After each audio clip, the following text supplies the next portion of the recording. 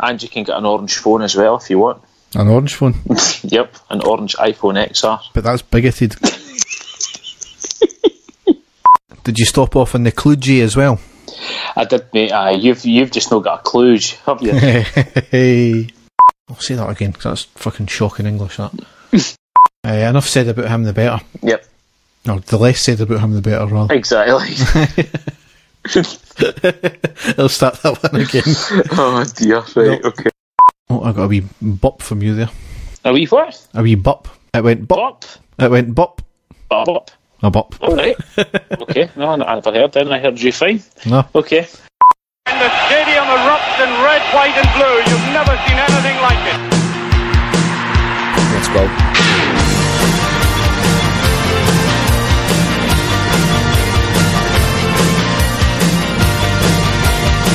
Brace yourself. Rangers are coming! Hi everyone, and welcome to the next episode of the iReady podcast. As ever, I'm your host Derek, and with me is my co-host Dave. How are you doing, Dave? Or Judith Chalmers, as I'm more commonly known. Yes, it's been a while, hasn't it, Derek? We did say that we would try and get the pod out more regularly, but, you know, unbelievably, I was away for another wee break there. Who'd have thunk it there, eh? Aye, this time it wasn't an international. It was a lot closer to home. It was away down to one of their old favourites, Blackpool, as we take that pilgrimage each year with the kids, as we have done for years and years now. But so we were supposed to get the pod out last week, but unfortunately we couldn't do that. So we've got quite a lot to cover tonight, haven't we? Yeah, so just to recap, Dave, that was Tenerife earlier, you were in Kos just after I came back, you were in Blackpool, and then you've got another big holiday coming up, isn't it? I've got the main holiday to come, Derek. They were just wee ones, you know what I mean? How much are you selling a kilo for these days? a kilo of what? Pepsi Max? Yes, it's the same old thing like in cinemas. The only people with, you know, all the confectionery that the cinemas sell are drug dealers. It's much like Dave in his holidays, you know. No, I didn't buy any confectionery when I'm at the cinema, Derek. I'm a cheapskate, hence the reason that I get my holidays, you know what I mean? So that's the only thing that I spend my money on. So. Yes, so we'll just leave that one there. Exactly. For the purposes of the tape, Dave isn't a drug dealer. Yes. No, definitely not, no. Yes. So, yes, we've got quite a few games to cover. It's kind of 5.5 games, because we're counting a friendly in there, which is a brief overshot of that one. But so we'll get cracking, and we'll go down the tunnel and onto the pitch even. Oh, onto the pitch, yeah. Fucked it in episode 2.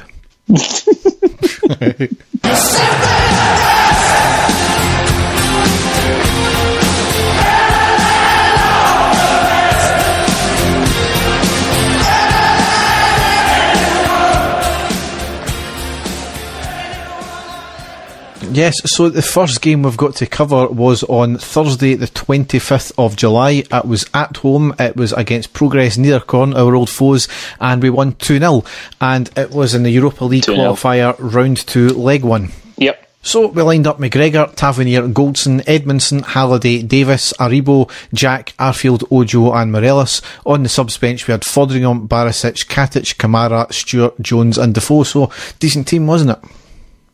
Yes, possibly our strongest team, Derek, at that point, would you say? Who knows at this point now, to be honest, because you keep chopping and changing it and getting good results. So certainly a strong lineup, Derek, maybe with the inclusion of Edmondson, because, you know, that was, I think he's been brought in more as sort of to develop more than anything else. But no, a strong team, and, you know, a game I think that we were all eagerly awaiting, Derek. You know, we were looking for some sort of revenge here, and the team certainly played well.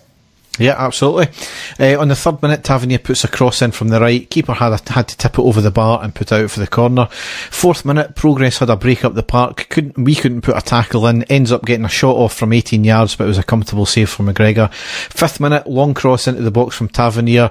Keeper manages to tip the ball away before Morelos got his head to it. Had the keeper not got his hand to it, it was going right to the head of Morelos, and it would have been literally a tap in from there. Yeah. And the 16th minute, lovely cross from Halliday from the left, bounces in front of Morelos, who was side on to goal. Morelos chests it to control it and hits a shot on a half volley, but the defender slid in to block it away. It was a really unlucky take there. Yeah.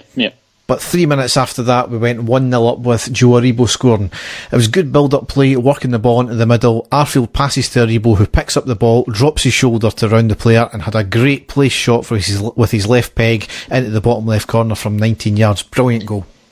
Yeah, and dream start for him, Derek. His first sort of... I mean, was that the first sort of real competitive start for him in a Rangers jersey? I think it was, yeah. Yep, no, it was superb. Really pleased for him, and he looked absolute top class, didn't he? And fantastically taken goal as well. Cool as a cucumber, and a great early start for us as well. Yep. 21st minute, Jack passed to Halliday in the box and has a shot with his right foot, forcing the keeper make a good save. Right after that, Halliday drives the ball on the left side, hits a shot, forcing the keeper to make a close save at a tight angle. 28th minute was a lovely sweeping move from the left side. The ball fed into Jack in the middle, who passes to Aribo on the left side of the box, cuts it back to Morelos, who tried to place it in the right side, but it went just wide. 31st minute was a long ball from the right by Tavernier into the box, takes a bounce on the edge of the box. Arfield has a diving header, but he couldn't lob the keeper with it. 35th minute was a long ball to Halliday on the left side of the box, narrows the angle, tries to hit a shot, comes back out to Tavernier, who shoots. It was going on target, but the defender gets in the way and out for the corner. 38th minute, lovely footwork from Aribo on the left side of the box, beats the two players, feeds the ball through on the deck to Arfield, who runs through and gets a shot off, but blocked by the keeper. On the 44th minute, and the last thing of the half, Davis has a stinging shot on the outside of the box, may have taken a slight deflection, but the keeper makes a good save, falls to Morelos in the box, who got it to Ojo, who rounds the keeper and into the net, but it was ruled offside, and I think it was offside because there wasn't much complaints from the rest of our players there. Yeah, no, but at the same time though, Derek, he took the ball fantastic and, showed the great composure, to put the ball in the net, and pretty unlucky, but like you say, I think he possibly was offside. Yep. So, pretty good first half from us. It was very comfortable. Yep. It was really all us. Progres played largely with 11 men behind the ball, and they tried to hit us in the break, which they done about twice in the first half, but not much to really talk about. As I said, we dominated from start to finish, but we didn't really get out of second gear, and that kind of maybe contributed to the lack of anything clear cut from us. We did have, as I said, a couple of dangerous crosses and a couple of shots, but nothing that majorly concerned their keeper. However, we did go into half time 1-0 up, so we could only be happy with that one. Yeah, I think we've all been eagerly awaiting this game, Derek. I think we were wanting the team to really come out and put a good few goals past them. Can't fault them for the effort, can't fault them for, completely controlling the game, but just a pity that it wasn't, 2-0 at half time, just to, relax us a wee bit more, because there is always that wee doubt, isn't there, when it's only 1-0 at home. Hoping that there's no, a fluke or something like that. We were just wanting the game put to bed, as quickly as possible. Yep. So into the second half, expecting more of the same. In the 50th minute, the ball was crossed in from the right on the deck by Progres. Their attacker managed to get a leg to it and direct it goal bound. McGregor, who had already dived, managed to get his leg to it and comes up to his hands and spills it, nearly falls back into the path of the Progress player. However, the whistle had blown from an infringement. It was dangerous nonetheless, and McGregor had to work for it there. Yeah, definitely, Derek. And as I said, just like what I said, you're always, because it's only 1-0, you're always, slightly worried that something like that could, come off. But thankfully, nothing came of that one. No. 52nd minute, there was a ball in from the right, falls to Arfield on the left side of the box. Keeper gets a shot off, but the keeper had to rush out and make a block. Ball comes back out to us. It was played back in and around the box. Shot eventually deflected out for the corner, and from that resulting corner, we went 2-0 up with Ojo scoring. It was a short corner played to Ojo on the corner of the box. Takes his time, switches feet, and then shoots into the bottom right corner. Brilliant place shot from Ojo there. Really, really quality goal, Derek, and it was just, as you say, just the way that he hit the ball, the technique, the curl as well, and just, placed it perfectly, didn't he? Absolutely hammer it. He knew exactly what he was doing, where he was putting it. It was a superb goal, and that just really sort of killed the tie I think, because we were completely dominant at that stage. Yep. 59th minute, Arfield gets the ball on the edge of the box, tries to find the right angle but couldn't quite get a shot off. He gets the ball to Morelos on the right side of the box, gets a shot off at an angle but deflected wide. Goal kick was given for that one, so more shitty refereeing and linesman decisions there, but that happens every game with us these days. Yes, exactly, yep. 62nd minute, Aribo gets the ball on the left side of the box, hits a fast cross on the deck to Ojo, but he couldn't quite slide in fast enough to get his foot in. 63rd minute, Morelos gets the ball in the box, could have had a shot but cuts inside, couldn't get a shot off again, tried to make a pass but the defender nipped in. The ball was going towards goal and the keeper managed to try and scramble back, and he got his hand to it just before Jack nipped in to tap it in there. 64th minute, Tavernier with a shot from distance, dipped at the last minute and bounces in front of the keeper, but it was right at him and eventually a comfortable save. 65th minute, Arfield came off and Jones came on. Straight away Jones was in the action. On the 67th minute, he took the ball forward going left towards goal, got the ball in the box and he was taken out by two defenders and a penalty was given, so clear as foul as you like, wasn't it? Definitely. Yep. And then 2 minutes later with that, Tavernier missed the penalty, quite unbelievably. He hit the post. Keeper was dancing about on the line, which apparently a new rule, he can't be doing that, I thought, and no retake was ordered. I think Tavernier did at the time, he did kind of hesitate when he seen the keeper doing that, and that maybe put him off. It's I think the new rule is that, Derek, that the goalkeeper's got to have 1 foot on the line at all times.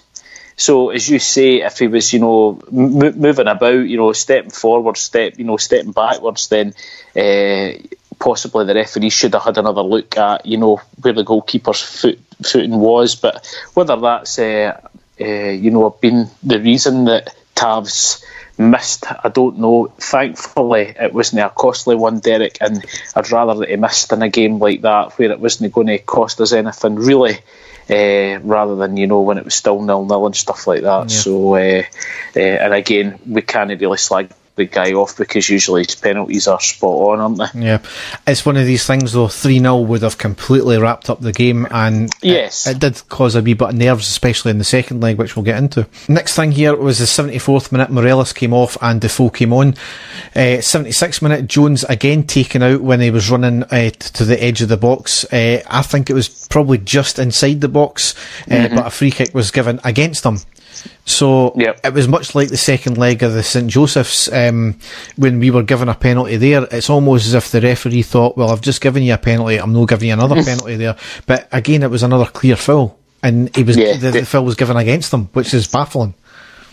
And the good thing at that stage, though, Derek, it must have been good for Steven Gerrard. He knew it was a great substitution to make at that point, because basically Jones had came on and made an instant impact for us winning the penalty the first time, and then again, as we think was a possible penalty, as it wasn't given, but the impact of Jones has been fantastic, ever since then, hasn't it? Yeah, totally. 77th minute, Defoe on the edge of the box, receives the ball, great control to take it round his man, shoots and forcing a good save from the keeper, albeit it was right at him. A minute later, 78th minute, it was a quick break from Progres, leaving Tavernier running with the attacker.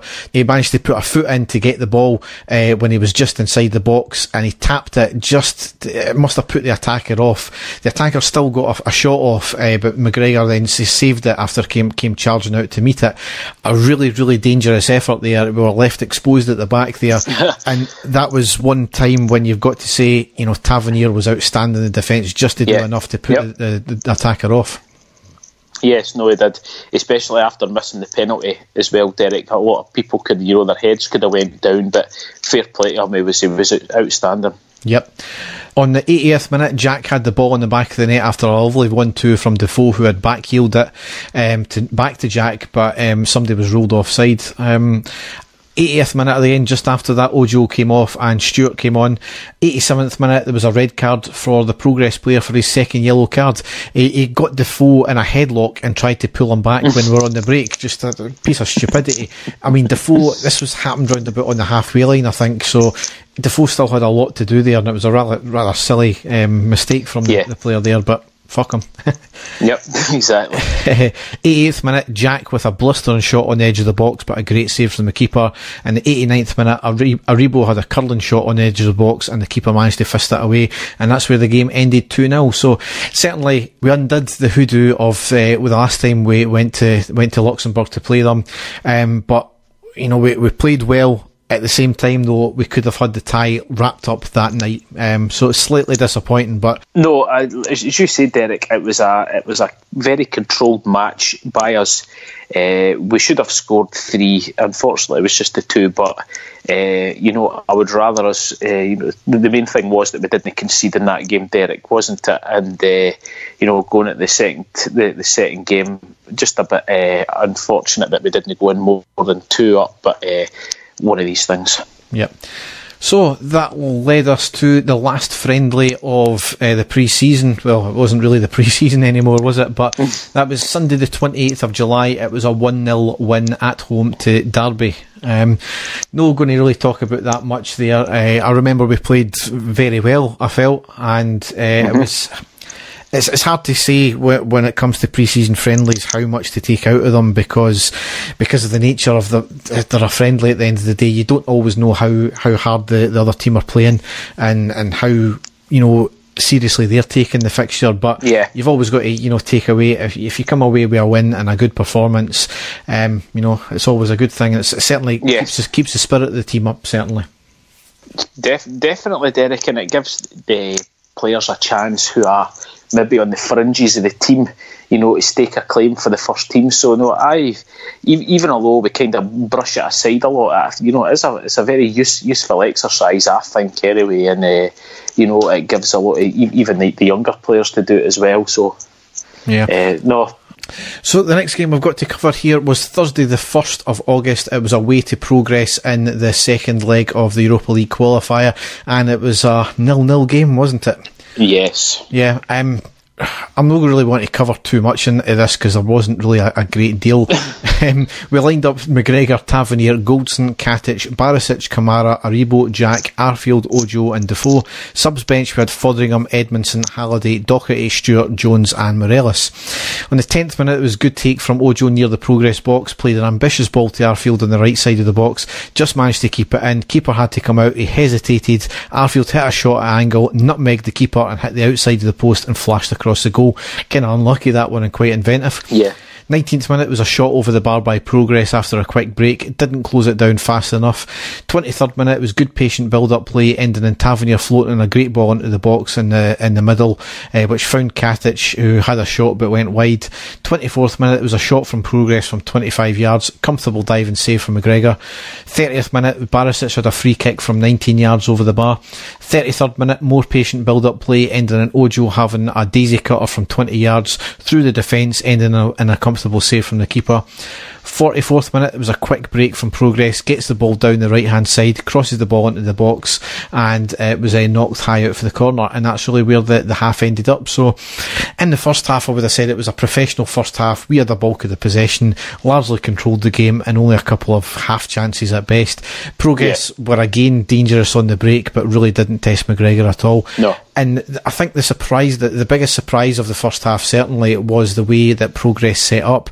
They were the one chasing the game. They had to score regardless of anything, but they sat back again and they played largely again with 11 behind the ball. I can understand it to an extent because we get one goal, that's it, all over. But they had to chase the game, so they had to score regardless. So ultimately, you know, I know a lot of fans were complaining about the first half especially, and obviously we'll get into the second half and the fact that it was only 0-0, but we can't really argue the game plan was completely different tonight. If we stretched ourselves at the back and Progress got a sneaky goal, that made it 2-1, and we get nervous. It was a completely different game plan. All we had to do was stop Progress scoring, and that's what we did. So I think there was a lot of bedwetting about that performance so far, and I couldn't understand it, to be honest. I was content, you know, we were doing our job. Yeah, Derek, it's European football. You know, we had done the hard bit in the first leg. We hadn't conceded, we'd scored 2 goals. It was more, I think, of just trying to control the match, wasn't it? Don't give anything away, try and dictate the play as much as possible, and they did that. It wasn't an exciting game, but they did what they were supposed to do. It was a professional performance, and it got us safely through to the next round. That's basically all it was. There was nothing spectacular in it, but at the same time we did control the game from start to finish, and we can't say anymore. We weren't chasing the match. If we were chasing the match, it would have been a completely different game, but he had a game plan like what you said, and the players carried it out, and we're through. End of. Well, you've missed the second half, which I was going to get into, but well, I completely agree with your point. Right, okay. Basically, Barisic had picked up a yellow card, and I think it was 2 strange yellow cards for absolutely nothing in the first half, and Barisic was one of them. And he came off at half time, and Halliday came on. And I think that was largely to protect, for us to keep 11 men on the park, because the referee was giving them everything and giving us absolutely nothing, and blowing for fouls for everything for us. So, good. It was a smart move by Gerrard there.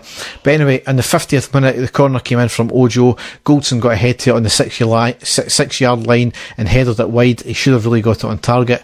58th minute, Progres had a half chance after some bad passing out of defence. Progres picked up the ball, played into our box, and had a shot over the bar.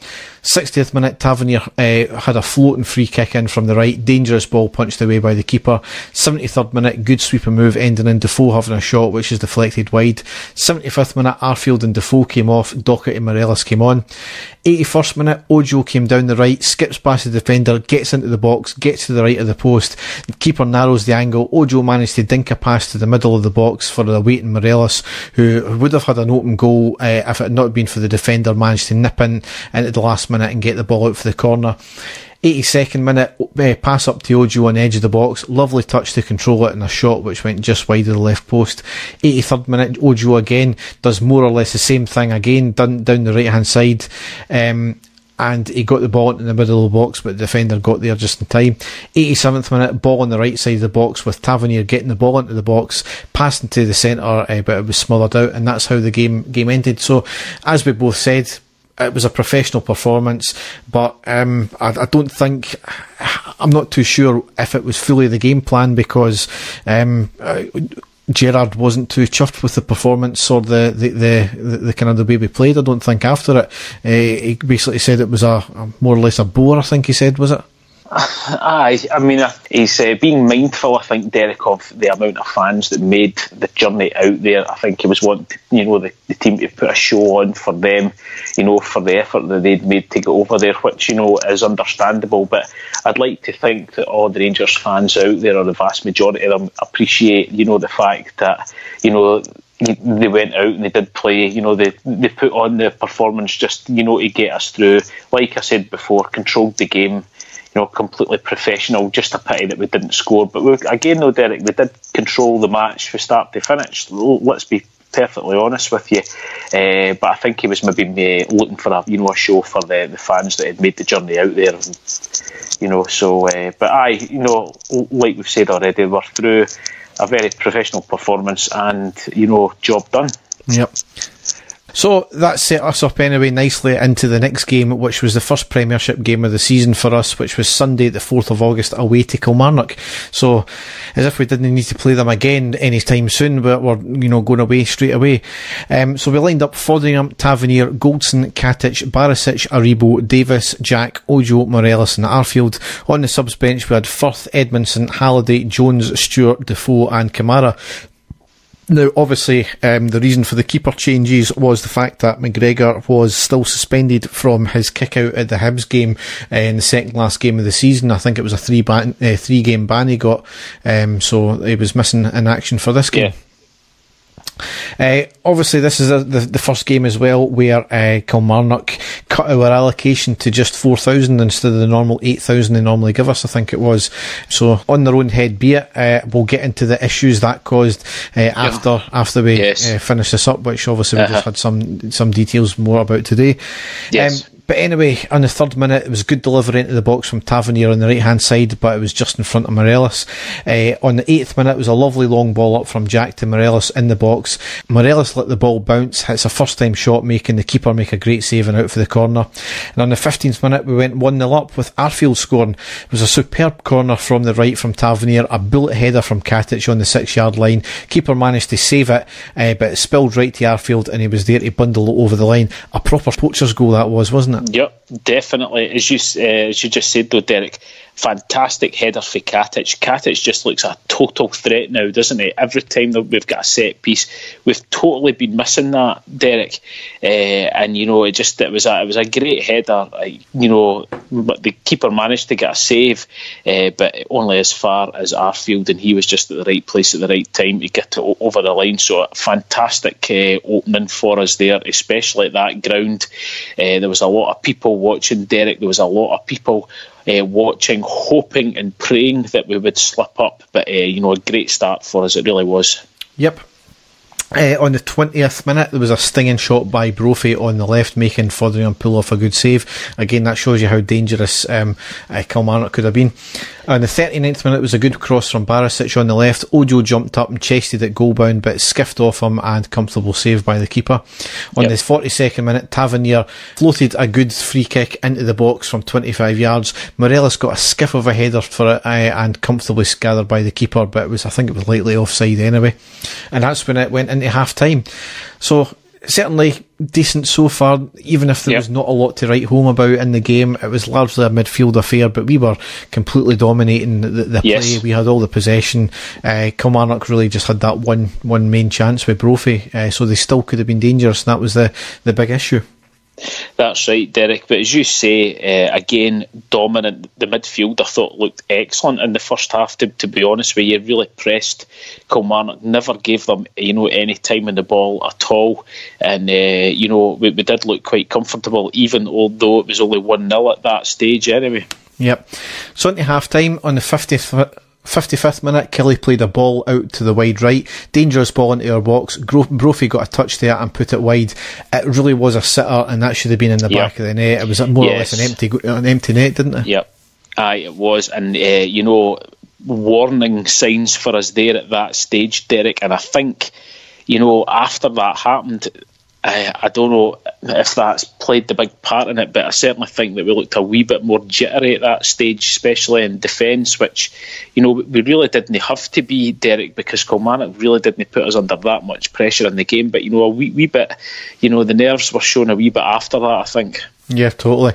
On the 58th minute, it was a brilliant charge and run from Aribo. A couple of fouls on him, but he kept strong. He got the break of the ball on the edge of the box, took a touch and hit a curling shot, making the keeper pull off a great save and out for the corner. Really, really unlucky there. And this is what we're seeing from Aribo now, is the reason why we signed him.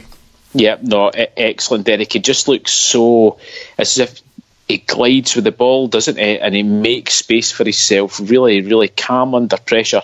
And that was just great attacking play, going forward. You could see exactly where the ball was going. But, to be fair to the Kilmarnock keeper, Derek, fantastic save. Yep.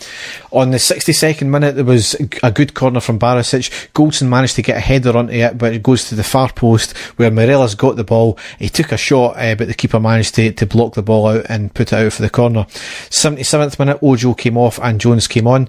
And in typical fashion, you could have wrote the script. 82nd minute, Kilmarnock drew level at 1 each. It was a long free kick floated into our box from the left, bounced right through our defence, right to the player at the back post. He hit it first time and into the back of the net. Really, really poor defending from that one, allowing the ball to bounce like that. I think Tavernier scored a goal similar to that, where he hit a free kick just lofted into the box and it bounced right before and then missed everyone. Whereas this time it worked against us and it fell to the player at the back post and put it in. Poor defending, wasn't it? It was, Derek. I mean, it was for a tight angle. It was a good finish from him, but when it comes to the actual defending, they just completely switched off, didn't they? Which is not what we were wanting. And at that stage, Derek, that was when the mainstream media in our country were just going absolutely ballistic. It's as if they were getting ready to say told you so, same old Rangers, you really think that you're going to put a challenge in, blah, blah, blah. It's going to be the same as last season. You're going to drop points against the likes of Kilmarnock and stuff like that. But as you're about to tell, Derek, they were going to get eggs on their faces. Well, never mind the mainstream media. I think most of the Rangers fans were saying that as well, to be honest. Because, I mean, you could have wrote the script for it. This is what we done, the same as last season, as you said there. But we never, and the difference from last season is we would have probably went on to lose that game, but we taken that as a kind of spurring on, and kind of, fortunately but annoyingly, we started to play a lot better then as well, which was annoying. Why couldn't we have done that in the first place? But anyway, 86 minutes, it was a good play into the box, past to Morelos, who trips on the ball and goes wide left to Jones, who drove forward, but it was snuffed out by the defence. 87th minute, Arfield came off and Stewart came on. 89th minute, there was a charging run up the park by Tavernier, got the ball to Jones, who should have had a shot, but passed to Aribo, who had a lovely curling shot, and it was a fine fingertip save out for the corner. I know, another phenomenal save, Derek. I actually thought that one was just going to, nestle in the top corner of the net. He couldn't have struck it any better. Fantastic technique, the curl, everything on the ball was superb, and I know another outstanding save by their goalkeeper. Yep. And we thought it was going to end up one each, or we were going to lose a late goal, but unbelievable. We scored, I think it was in the 92nd minute. There was a corner in from the right and an absolute bullet header from Goldson right into the back of the net. Deep into injury time, the place went mental, and so did, I think, every person around TVs in the land. Yep. Yeah, it was superb, Derek. It was, going back to the goal, a fantastic corner in, right in, deep into the centre of the box, and Goldson made sure he was the first one there, in between two of the Kilmarnock defenders. Absolutely burst the net with a goal, a superb header, and as you say, the place just went absolutely crazy, and it was a superb get it right up you feeling to everybody that was getting ready with the same headlines and stuff like that out there. Absolutely brilliant. And for us, Derek, as you said, that was superb for us, that we were really needing something like that. We weren't, especially at that ground against Kilmarnock, we had to go over that hoodoo, and to do it in that that fashion was absolutely superb. I was jumping about the place. It was great, absolutely brilliant. Yep. But obviously we've got to come on now to the kind of scenes aftermath at the end. Yeah. Yes. I understand, emotions are high at that time. You want to celebrate, but why do fans need to run onto the park? That is the biggest issue. It seems to be a new trend that's happening with some of the younger fans, especially the away fans, and try and run onto the park and hug players and all that kind of thing. It's you know what's going to happen. It's not the worst crime in the world, but at the same time, you know what the headlines are going to be, and ultimately you come on the park and you get caught, you're going to get arrested. And as somebody ran on, a young fan, I think he was 14-year-old, ran onto the park at the end of the Marseille friendly we had at Ibrox, and there was media pictures afterwards, and there was social media pictures afterwards, and regardless of his intentions, the whole point is that it's classed as a breach of the peace. You will get arrested regardless of if you agree with the law or not. That's what it's classed as. You need to be more sensible about that. And as you've seen, the headlines as were what they were. We are Neanderthals, we are idiots and all that kind of thing. It didn't help when fans also, a couple of fans went on to I don't even know what to call it, the cardboard shack of a cover they've got for the disabled fans in that section there, and obviously the roof caved in. Now, the media's reaction to that was absolutely disgusting. Yep, it really was. It's quite clear that fans didn't go on there to jump on it and deliberately vandalise it and make the roof cave in to potentially injure our own fans. Our own fans, Derek, yes. And that is something which has been lost here, or that is something that the media are not, didn't portray at that time. It was Rangers go on, vandalise roof and injure disabled fans. Now, looking at it, realistically, Derek, it was three guys that I've watched it over and over again. Now, where that roofing area is, and is quite rightly, if you can call it roofing, it is basically a step up from where everybody was standing. We had just scored. Now, Derek, I'm not going to defend these guys that did it, but let's look at the facts here. We had just scored a goal in the 92nd minute to win the match at that stadium, and we all know what happened last season at that stadium, especially in the last game of the season. We had just scored. That section is basically one step up for where everybody was jumping about. Now, in the heat of the moment, three guys standing on top of that, two of them jumping up and down, because the third guy, the first guy was on it, he actually jumped down after it and ran onto the pitch, which I agree with you 100%, Derek. Absolute stupidity to run onto the park. But the two guys basically jumping up and down, celebrating on that tiny wee roof and then it caving in was an accident. These guys, again, probably didn't even... I mean, there is no way that I'm believing that these guys deliberately set out to say, all right, we're going to jump on that, we're going to wreck it. That didn't happen, Derek. It was an area that they stepped up onto and were jumping about to celebrate the team scoring the goals. And as you say, very flimsy, very dangerous, and the two of them have fell through it. And luckily, nobody was injured there, Derek. But like you, I am not taking it for a fact that any of these guys did that deliberately. Never in a million years would you go out to try and injure your own fans. And that is the angle that the media have been trying to get at, Derek, isn't it? That's what they have been trying to portray, but it's absolutely ridiculous. So, but no, I agree with you 100%, Derek. The people running onto the pitch, for God's sake, do you learn nothing? We are going to get vilified for the slightest wee thing, and running onto the pitch is like, you know, it would just get picked up straight away, especially in a live game. Absolute stupidity, Derek. It really is. And, you know, it's again, we're still hearing about it just now, and it's really given us a bad name when the fans are doing that. I just wish it would stop altogether. And I mean, the ultimate thing is it was a flimsy thing, and apparently it was already flagged up by East Ayrshire Council the previous season. Rangers Disabled Supporters Association have already came out and said they raised concerns about that area as well. Mm-hmm. So it's not when I spoke to other fans of other teams, is, well, it's not designed for people to be standing on, jumping on it, but it's not the point. It's a what if people get on that roof. But it should be designed to hold people's weight. Look, so regardless of that, they should have done a few things. One, it should have been stood to support a lot stronger weight than that. And two, they should have had adequate stewarding in that section right there to prevent people getting onto that roofing section, or they should have had proper barriers which people wouldn't be able to get over. That's what I'm about to say, Derek. Why is there not something there to stop people from climbing onto it? Because when you look at that stadium, you will see that it is a matter of a person taking a step up to stand on that. That's all it is.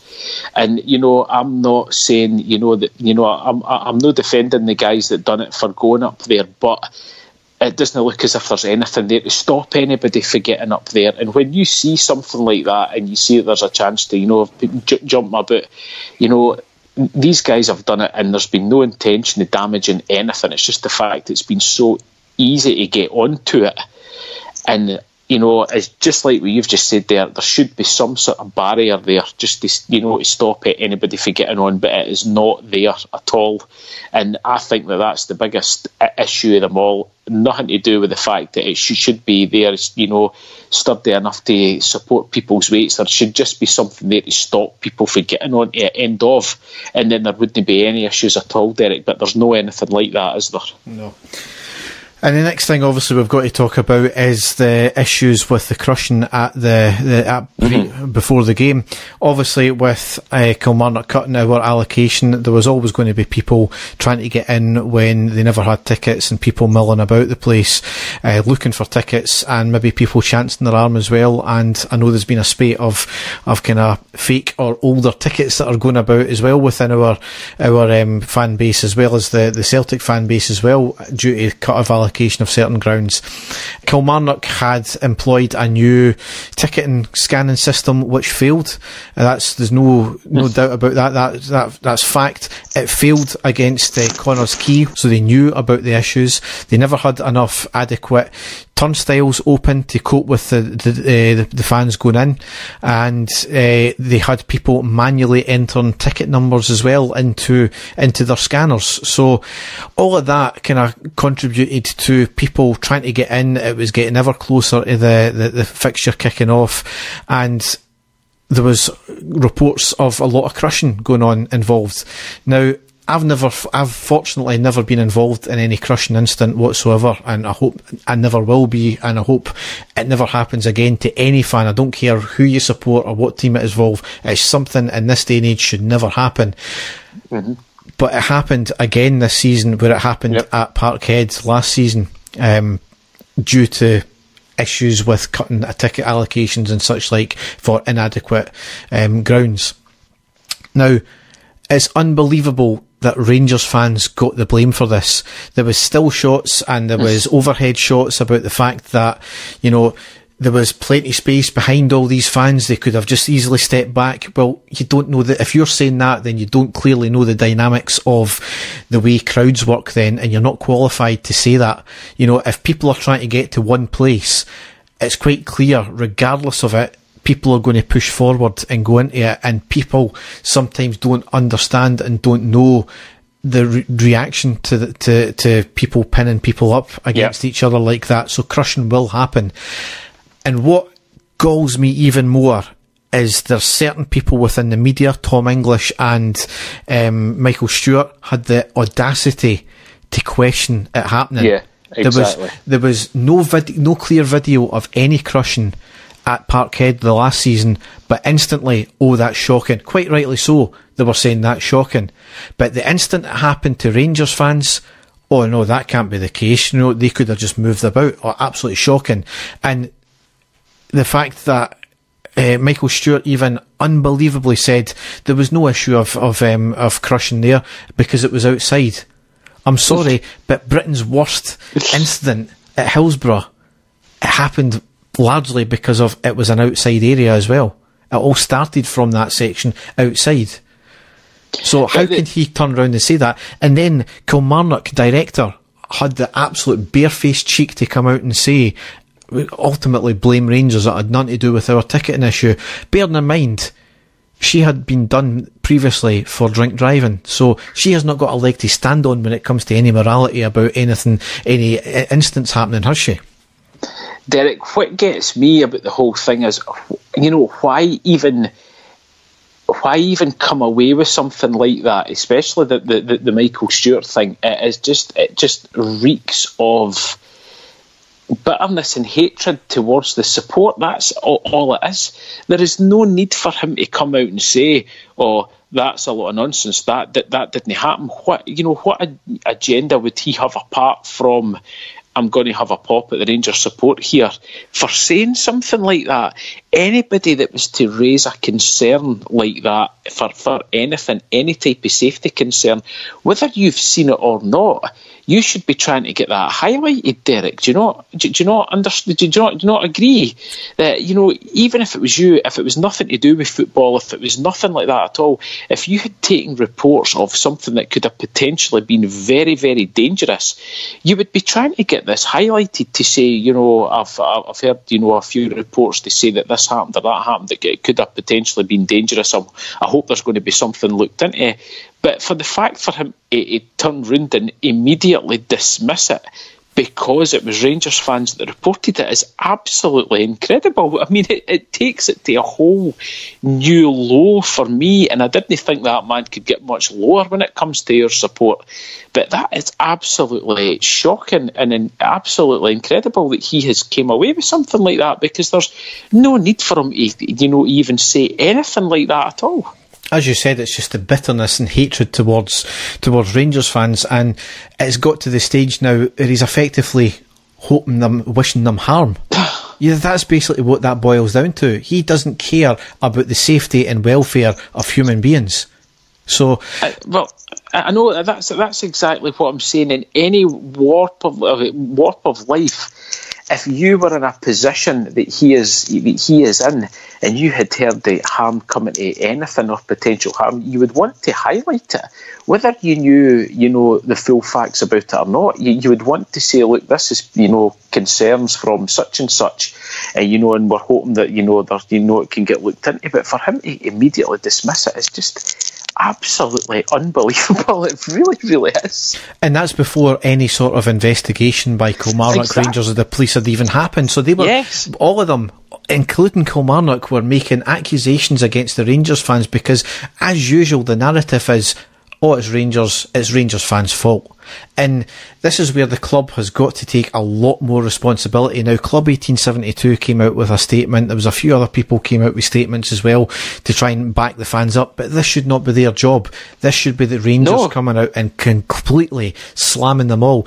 Now, today it's been released through Club 1872, which I'll get into in a minute, has basically said that it came from Rangers, saying that, we demand an apology right now because Kilmarnock have admitted, there was a failure in their ticketing issue which led to X, Y and Z which happened. So they've not blamed the Rangers fans, which is completely the same. We've exonerated us. Rangers in their statement dealt with the fact that the Rangers fans coming onto the park and all that kind of thing, they'll get dealt with in due course, which quite rightly they'll do. And again, Rangers fans have been exonerated from any issue with the ticketing and with any crushing, and have demanded apologies from all these people. But my issue is, it's too late. I mean, they've highlighted the fact that they've said we wanted to wait till an investigation is undertaken before we make any comment. Well, that's all well and good about the outcome of it, but you should have been, the club should have been out there saying this straight away. We refute any claims. We are waiting for an investigation, and I think it's irresponsible of anybody making a comment just now on this. They should have been out that as soon as these arseholes, said these comments. And this is another galling thing. Why are Rangers using Club 1872 to be their mouthpiece? This again doesn't bode well for Club 1872 being basically the spokespersons. They're basically being separated from the club, because if they're getting used as a spokesperson, that's not right. So it doesn't give any credibility to 1872 then, does it? So the club should have been doing a lot more in this case. They've come out with something, that's great, but it's like a week too late for me. So yeah, as you're quite rightly saying, Derek, what has triggered the club to suddenly come out a week later, with a statement like that, rather than doing something about it straight away? I don't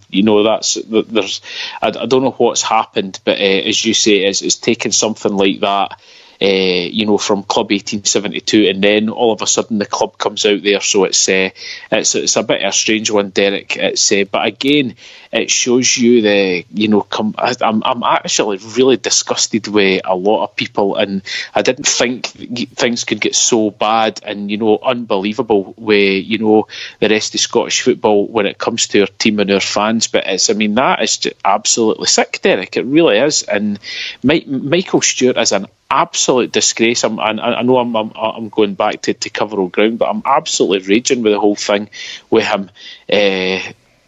It's absolutely unbelievable. It's getting worse, Derek. It really, really is.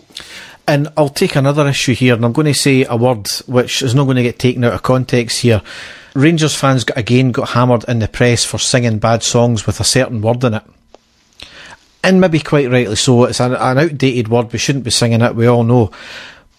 But Celtic fans, the Green Brigade, had a banner with that same word in it. I did see it, Derek. I did see it. So and there's been Yeah, absolutely nothing said about that whatsoever. No. Nothing. So what you're basically trying to say there is if Celtic fans say something, then it's quite justified because they're using it in their historic context. And they try and say that about the word Hun as well. Oh, we're just using that in their historic context. But when we say anything of the other side, the word Fenian, it's, oh, big bad Rangers fans being sectarian. You cannot have it both ways, and that's exactly what's happening, and it's happened for ages. And this is where I've got a lot of sympathy for Rangers fans who sing this and get charged with it, because it's a case of, well, if they're getting away with it and they're using these bad words and all that kind of thing, fuck it, we're going to use it as well. And this is where the authorities, this is where the media have got the responsibility to crack down on it all. And it's this whole selectarianism where it's they pick and choose about what they actually pick up. If it's, again, it seems if it's Rangers fans saying something or doing something, big bad Rangers fans, we're going to hammer them. If it's Celtic fans saying the exact same things, or for the naughty words on the other side, nothing said about it because it's okay for them to do it. And there's still been nothing said about it in the media, Derek. Absolutely nothing said about it. There has been nothing said, when it comes to the authorities, the footballing authorities in Scotland, nothing said about it at all either, which is quite incredible. It really is quite incredible. Yeah. We're kind of diverting here from what we're meant to be doing, so what I'll do is I'll move on to the next game now, which is Thursday the 8th of August away to Midtjylland in the Europa League qualifier round 3 leg 1. I think that's how you pronounce their name anyway, isn't it? I thought, well, I've heard a few things. I've heard Midtjylland, but we'll go with the first one, Derek. I think I've abbreviated to Mighty in this as well. So. They're not a facilities company, no.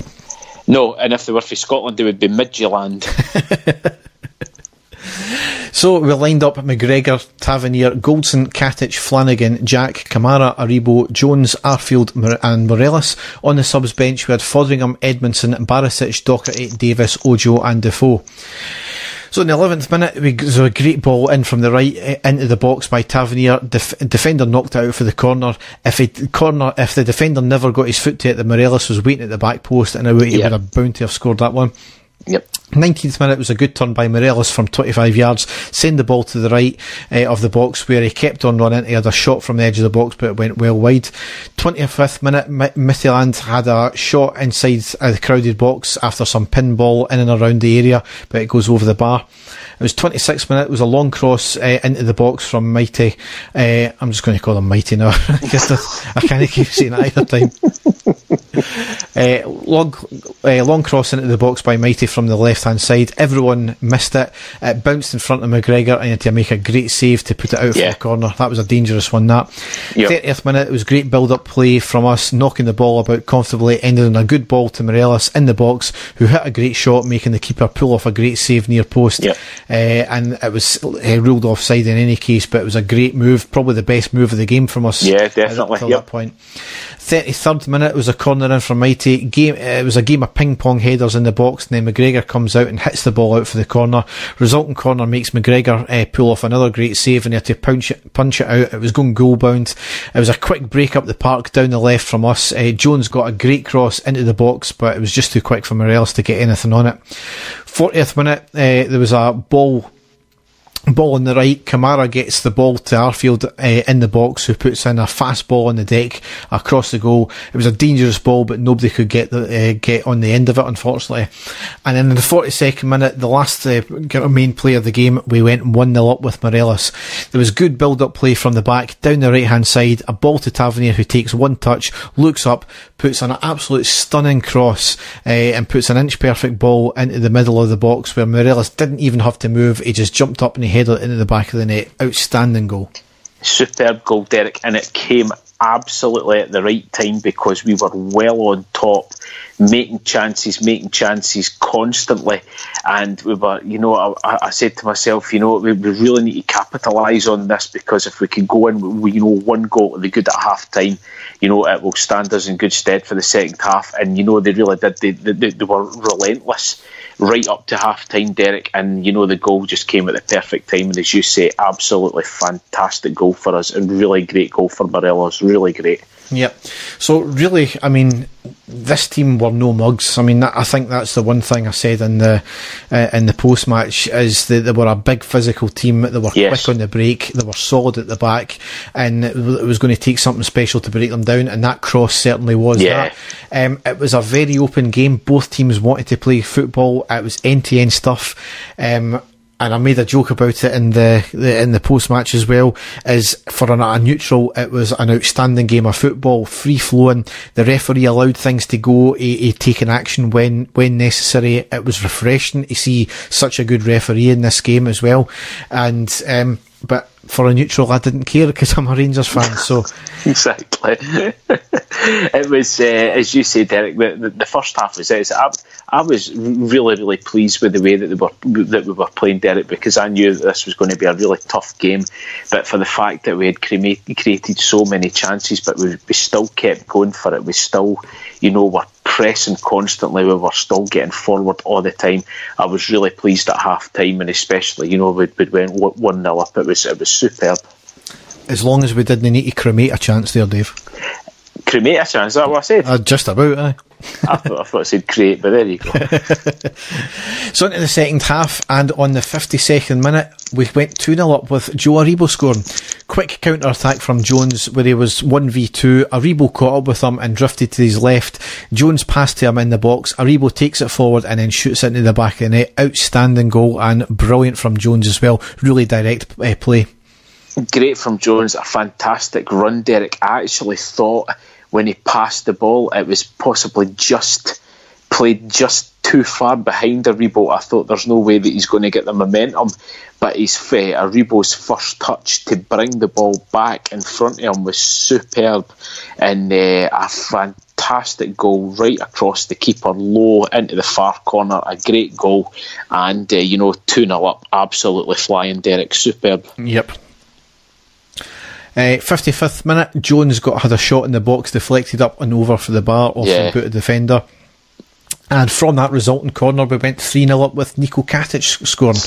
Resulting corner initially knocked out to the edge of the box. It was knocked back into the box, then out to the right side of the box, where Katic shoots and takes a slight nick off the defender and into the back of the net. Shoots, Derek. You did say shoot rather than head.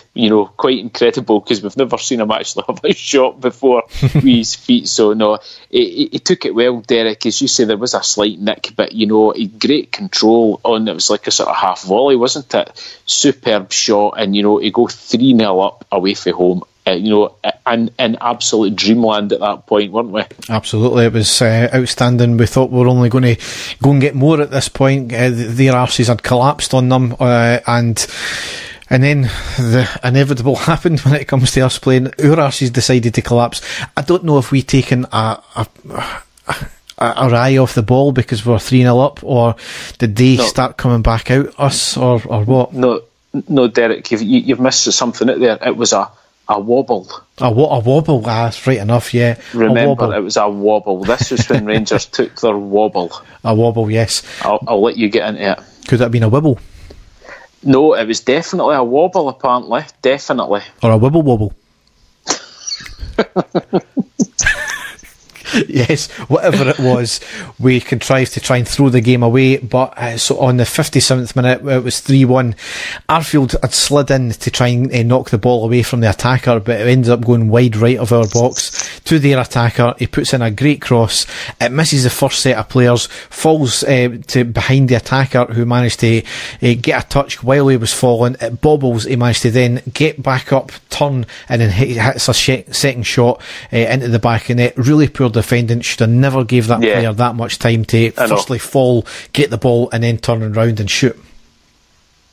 Aye, very disappointing at that point, Derek, because like I said before, we were flying, and that was just switching off at that point. There was no need for it. We could have quite easily defended that, I think, just kept things simple. But as you say, really, really poor at that stage, and giving them a chance, to, I'll not say come back, but a chance to, try and go on and give them maybe a wee bit of belief at that stage, wasn't it? Yeah.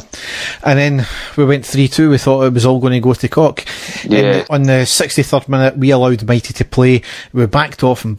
They had some nice passing, mind you, from left to right. It ended up in a shot from the edge of the box past McGregor. Really, really disappointing. The fact that we backed off so much and allowed them to play. And at that point, we almost as if we were a wee bit shell-shocked from the first goal. Yeah, exactly. I was really annoyed with the second goal, Derek. I know you said there was some good passing and stuff like that, but the passing inside the box and us backing off them was really, really annoying. We were needing a wee bit of leadership there. Somebody just to step in and say, right, just let's, for the next 5 minutes, just, get back, make it really compact, stop them playing, just to weather the storm. But at that stage, they scored that second goal and we were like, shit, all this good work here and they're like on the front foot. That was disappointing at that stage, wasn't it? Yeah, absolutely. But then we went 4-2 up on the 69th minute with Arfield scoring. It was more great build-up play, ending with Tavernier passing the Bareilles on the right-hand side. He gets it forward into the box. Great cut back to Arfield in the middle of the box, who controls it, then places it into the bottom left-hand corner. Really great skill from Arfield there. It really was, and again, composure, Derek. Really composed finish. Didn't panic, and thankfully, at that stage, that's when we really did sort of kill off Midtjylland or Midtjylland, whatever you want to say. We really killed off their hopes at that point because we did get the 4 away goals, and apart from the 2 goals that they scored up to that point, we were absolutely outstanding, weren't we? Yeah, brilliant. And we just threw it away, but certainly we redeemed ourselves by making it 4-2, and certainly puts that wee bit of cushion there. On the 81st minute, Jones and Arfield came off, and Ojo and Doherty came on. And as I've said before, and it's been said widely within our support now, this is the night Jones arrived, and I think it put egg on a lot of people's faces where they weren't going to give Jones the time of day in our club. It really angers me when fans, our fans do this, that we prejudge people before they've even kicked the ball. And Jones was clearly one of Kilmarnock's best players before he kind of unceremoniously got basically stripped of his position after he signed the pre-contract with us. He was great for Kilmarnock, and do you think he was going to be the next, I don't know, Brian Laudrup down the left? No, he's never going to be that, but he was certainly one of the best of Scottish players in the league at the time. Yes. We signed him for fuck all, so what else do you want? And he's now proven he's kind of point there with how well he's played in this game and the next game. And since he's kind of started his Rangers career, I think he's been outstanding. He's been the very direct player we need. So Derek, he's had everything that we would want in a winger. He is fast. He's extremely direct. But the thing that I like about him as well is he doesn't look clumsy. It doesn't look a clumsy winger that's just going to bomb right down to the touchline and try and get a crossover. He is finding space constantly. He looks a very intelligent player. He's been absolutely brilliant. He's hit the ground running big time. And as you say, for the fact that we've got this guy for nothing, what a fantastic piece of business. And he looks as if he's really enjoying it as well, and he looks determined, and it's absolutely great to see. And he was outstanding in that match. He really was. Yep. But anyway, the last kick of the last kind of thing I've got here for this game was in the 86th minute. There was a free kick from Mighty from about 20 yards from the goal in the centre, up and over the wall, and McGregor sees it late and punches it away. So they were still dangerous, and that's the thing we've got to take into account, going into the game tomorrow, or tonight as it were, when you're listening to it, is they are still going to be dangerous. We cannot say this game's over and done. They still need 3 goals regardless if it was 3-0 or 4-2 as it were. Yeah. We need to be, on the ball all the time, and we need to keep our wits about us. But certainly 4-2 away from home, that was an outstanding result, I felt. Yeah, absolutely, Derek. It was absolutely fantastic. Nobody expected us to score 4 goals away from home, and I think that's what incensed. When I was going on about the wobble, the whole thing from the Guardian. When they put that out about the roundup about Wolves cruising to victory and Rangers wobble. I think it was quite incredible that you can score four goals away from home in Europe and it be classed as a wobble because you conceded 2. Quite incredible. A fantastic result apart from those sort of 10 minutes of sort of madness, Derek. They really did. They were superb. Some fantastic goals, completely dominated the match, and it puts us in a phenomenal position to go through to the next round. It really does. Yep. So the last game we've got to cover here is probably saved the best to last, haven't we? Definitely, yeah. Was Sunday the 11th of August at home to Hibs, the first home game of the season for us, and we won an emphatic 6-1. So we lined up McGregor, Tavernier, Goldson, Katic, Flanagan, Jack, Davis, Aribo, Jones, Ojo and Defoe. On the subs bench we had Foderingham, Edmondson, Halliday, Docherty, Stewart, Arfield and Morelos. So we just kind of were on fire straight away, weren't we? Yes, yep. Second minute was a lovely long ball from our midfield on the right by Goldson into the box. Lovely first touch by Defoe and takes it away from the defender, but the keeper managed to race out and gather before Defoe could take a second touch. And on the 8th minute, Defoe gets his first of the day. It was good play resulting in Ojo having a blistering shot from 25 yards. Keeper makes a great one-handed dive and save, but could only parry it into the path of Defoe, who was in the box. He had himself unmarked. He was clearly onside. He had timed the run to perfection and he hit the ball home into the back of the net. That's one of these goals he's well known for, just that poacher's striker's instinct, wasn't it, just to take that run on the rebound. What I love about him, Derek, is he seems to know that there's going to be a chance. The shot from Ojo was superb, and 9 times out of 10 that's going to go into the back of the net. But if you watch the rest of the team, the only person who was in there ready for the rebound was Defoe. It's as if he's got that instinct that he's going to be there. He's got it in his head that he knows that there could always be a chance, even with a fantastic shot like that. And superb, deadly poaching there. But Defoe, absolutely brilliant. And it wasn't long later where he scored his second on the 14th minute.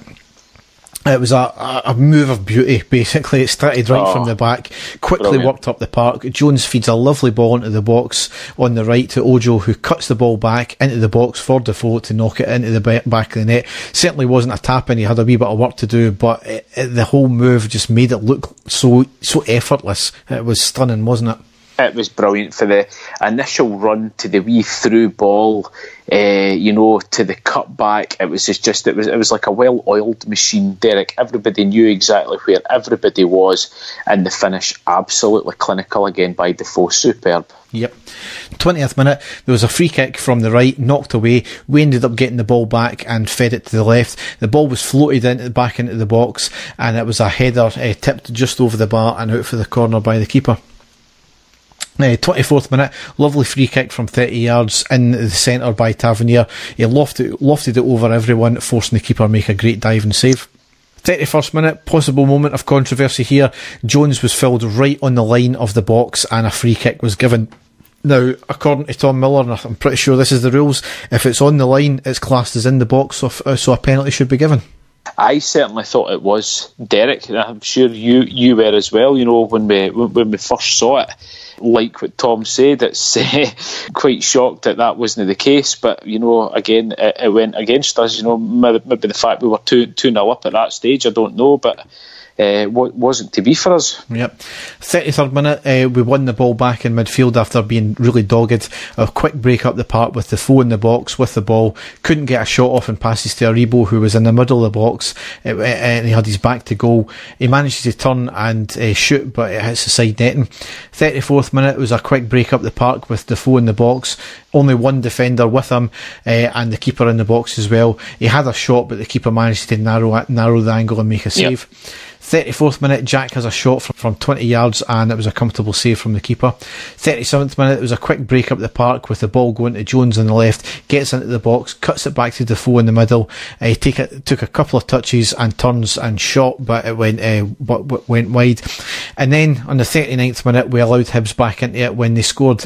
It was a long ball on the deck through midfield of defence. We were really caught ball watching. The attacker nips in, gets the ball and takes a touch and puts it past McGregor. And we'll say it here, that was the pass of the century, wasn't it? Well, according to Michael Stewart, it was anyway, Derek. If nothing else happened in that game, you would have fucking remembered that one, wouldn't you? We were so on top, Derek, at that stage. Every single attack at that point, we looked as if we were going to score, or we looked as if we were going to at least, have an effort on goal. We were completely dominant, but again, as we've already discussed, that is what Michael Stewart has to put down in his, in his commentary of the game. Nothing about Rangers, nothing about how dominant we were, just about how that was the pass of the season, according to him. Even although we were only into the second game of the league season at that point, again, pure bitterness for the man, and he's been absolutely slated for it, and quite rightly so. I mean, we'll not take it away. It was an actually outstanding pass from Scott Allen. But the whole point is their team got pumped 6-1 and he done fuck all else during the game. So, exactly, yep. But anyway, for 39 minutes, that was as good a first half as we've seen in the last couple of years with Rangers. We were absolutely deadly, as you said. We were, just every time we went forward, we looked as if we were going to score. Yeah. And then we let ourselves down with 6 minutes to go, and that's the unfortunate thing. They kind of were a wee bit on the ascendancy for the rest of that first half, but they never really created anything after that either. So into the second half, we're just hoping that we weren't going to let that, go to ourselves, and we were going to come out all guns blazing again. Hibs maybe probably had the first 10 minutes of the second half slightly maybe played a wee bit better than us, but they never created anything. They had a shot on the 46th minute with just outside the box on the left. It dipped awkwardly, but it was right at McGregor, who got his arms to it, and then he spilled it, but it was knocked away. And then I wouldn't even say the turning point of the game, but it certainly did have an impact. Obviously, it was on the 54th minute. There was a red card for the Hibs player for his second yellow card for a handball just on the edge of the box. He can have no complaints about it whatsoever. No. It was as clear as day. He moved his arm up to it, and I remember his first yellow card in the first half. It was an absolute shocking challenge, and he was lucky not to see red from that alone. So. Yep. Definitely, yeah. No, Derek, you could see that the ball came to him. He didn't try anyway to get his hand out the road or move out the road. It was as clear a handball as you'll get. So no, absolutely no mistakes by the referee there. And as you say, he quite rightly got sent off. I think it was the linesman that gave it. To be honest, I think he can. I remember that he didn't know what to give initially, and then the linesman flagged him. So. Quite incredible then, Derek, because the whole bloody stadium could see quite clearly that he'd handballed that, the second instance. So how if it wasn't the referee that gave it, then that's quite incredible. Well, it was season ticket holder and brother of the lodge, wasn't it, Stephen Beaton? So who have you been listening to? So certainly that did have an impact, obviously, but it was never going to change the outcome of the game because we were just on top, really. 60th minute, Tavernier passes through the middle for Defoe, who is running into the box, takes a touch to move it forward, and shoots it, and has a shot, but he blasted it over the bar. 64th minute, went from the right hand side of the box to the left, couldn't quite get a shot off. It was really patient play, ended in Defoe having a toe poke through the defence, but it was right at the keeper and a comfortable save. 65th minute, the ball played out wide left to Jones. He cuts in towards goal, has a shot forcing the keeper make a save out for the corner. 67th minute, Ojo having a curling shot on the edge of the box in the middle, forcing another outstanding save from the keeper, and it was eventually cleared, deflected out for the corner. 71st minute, Ojo again taking the ball from the right into the centre on the edge of the box, hits another shot and it was deflected wide. Just after that, Jack collects the ball from wide right at the touchline, drives towards goal, cuts it back to Tavernier and just inside the box and shoots it over the bar. And then we finally got that breakthrough goal, because we're always worried the fact that it's 2-1, you know, they could just get a quick break. But we went 3-1 on the 74th minute with Defoe getting a hat-trick. It was a lot of possession. Davis collects the ball from about 25 yards. Has a great drive and run into the box with the ball on the right, puts in a lovely dink cross into the back post. It seemed to hang in the air ages, just enough for Defoe to jump up, head the ball into the back of the net. Outstanding, brilliant play from Defoe there, from Davis there, and an outstanding header as well from Defoe. And the perfect hat-trick, Derek. Yes, left it was. Foot, right foot, and then a fantastic header. And what is so incredible about that header, Derek, is that he had, you know, 2, maybe even possibly 3 defenders with him, and he completely out-jumped a lot of them. You know, the weakest guy in the box completely out-jumped them. Great header, but as you said, Derek, that run by Davis and the dink ball over was absolutely brilliant. The control by Davis to know exactly where to put the ball as well, it was superb, absolutely brilliant. And that, you know, that goal, we just knew that we were going to go in and get more, because we were just utterly dominating them at that point. Yep, absolutely. So just after that was the last thing Defoe done, because Jones and Defoe came off and Morelos and Stewart came on. Another outstanding performance from Jones as well. He was in amongst everything, which superb, was great. Yes. And it really didn't take Morelos long at all. Precisely a minute to score his first goal, but making it 4-1. Outstanding charge and run from Morelos down the right hand side from 30 yards. Gets into the box, hits a powerful shot past the keeper, and it went in through the near post as well. Brilliant. First touch, a nutmeg, Derek. Flicks the ball, nutmegs his man, and just bombs down that right hand side. As you say, he only had one thing on his mind. There was no way that he was going to pass that ball to anybody. He was having a shot at goal, hits it low, underneath the goalkeeper. Absolute dream start for Morelos as well. So superb stuff. Yeah, and I mean, that's the thing. I literally sent a message to my dad when the subs were happening. That is an absolute frightening bench to come on. You've just taken off Defoe and Jones, who have been out their skin, and you bring on Morelos and Stewart. That's just frightening for some teams, I think, now. Which superb. This, 2 players for every position is certainly going to be beneficial to us. After that, anyway, 79th minute, Flanagan came off and Halliday came on. Flanagan had another outstanding game as well. Yeah, no, he did, Derek. He's not put a foot wrong, to be fair. I'll speak to you about that left back position later on, but certainly, really impressive with Flanagan. Yep. 83rd minute, the ball moved from left to right, ending in Tavernier having a shot inside the box. Another great save out for the corner for the keeper. 85th minute, there was a shot from Halliday ending in a save. It was just by the post for the keeper, who spilled it.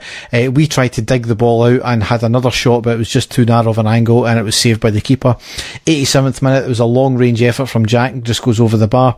And then we went 5-1 up on the 89th minute with Morelos getting his brace. Good move with Stewart getting the ball on the right hand side, passing to Morelos on the edge of the box, who took it forward and shoots it past the keeper. And then literally the last kick of the game, we went 6-1 up on the 92nd minute with Ojo getting a goal.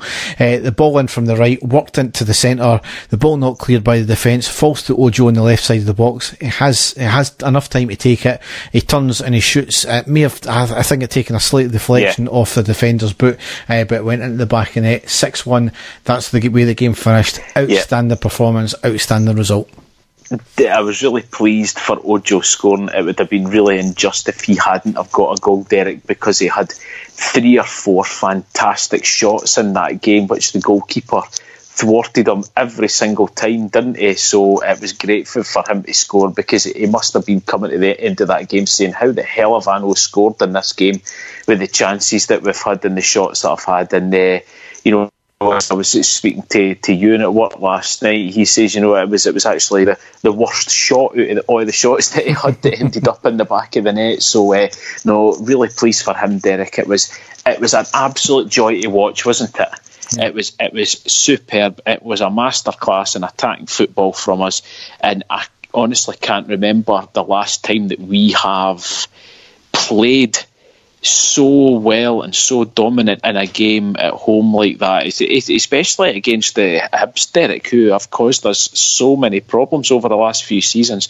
We were absolutely brilliant, delighted, and it's given everybody, the last two games have given everybody such a lift in belief, and it looks to me as if all the players are all desperate to play. The guys that are coming off the bench are desperate to get on and try and prove something. The competitiveness is there, the determination's there. It's great at the moment. It really is. I just hope it keeps going, the momentum keeps going, because it's just a joy to watch now, isn't it?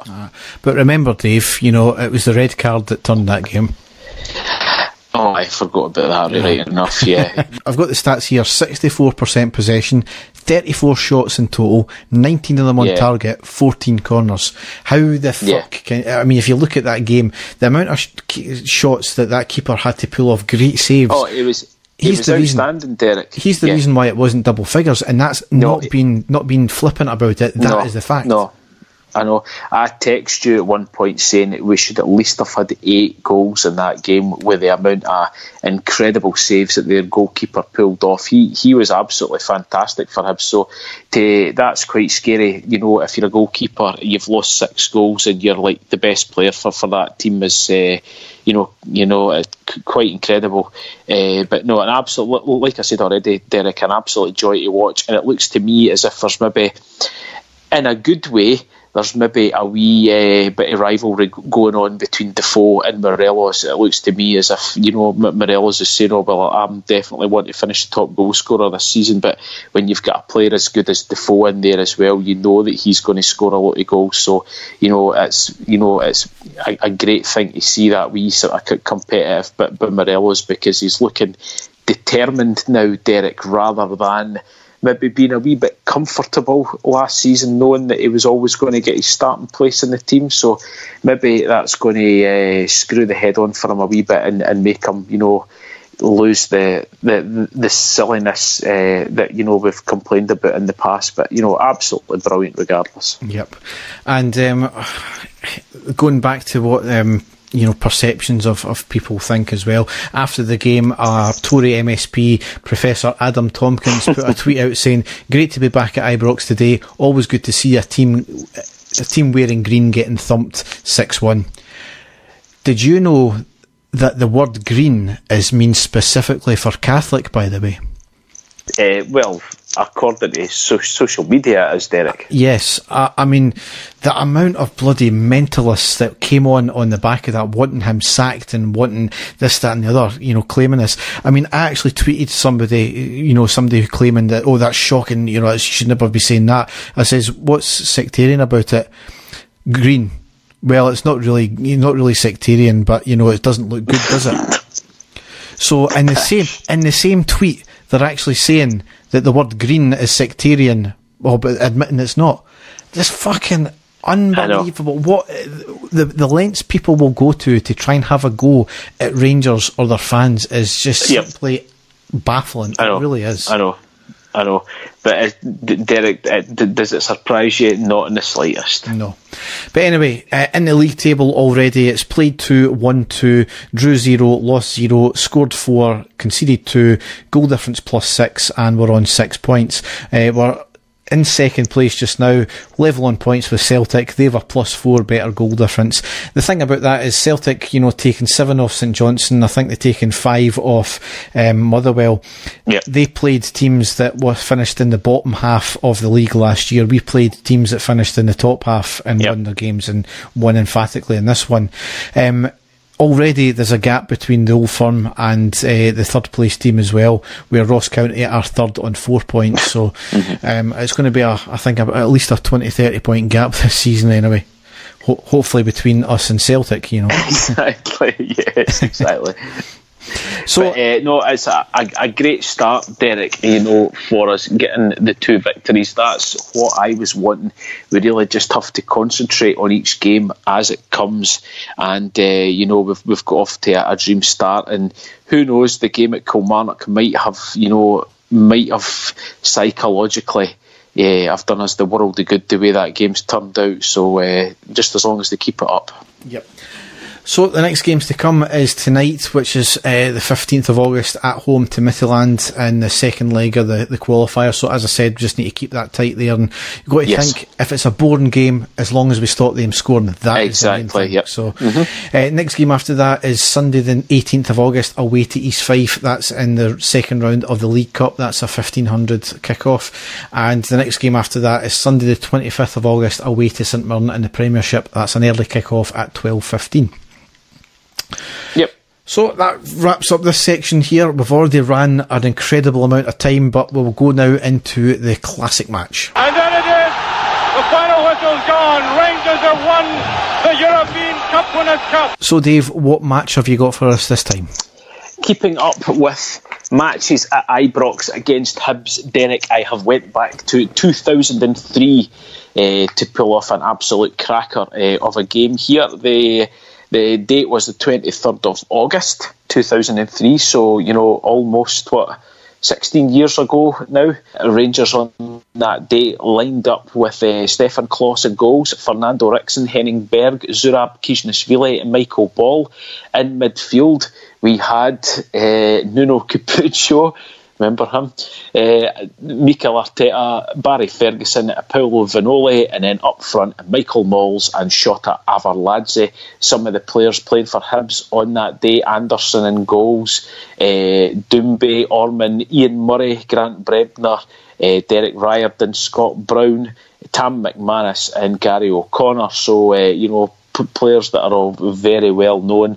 So at the start of the match, Derek, it was actually Nuno Capuccio who nearly put Rangers ahead, and it wasn't meant. It was he basically tried to play a through ball along the ground, a hard through ball looking for Shota Avarladze. It completely missed everyone, including the Hibs defence and the Hibs keeper, and just went past the post. The slightest wee dink or anything, it would have went in. So we were nearly 1-0 up very early on, about the third minute. I think that's how you can sum up Capuccio's Rangers career. It wasn't meant.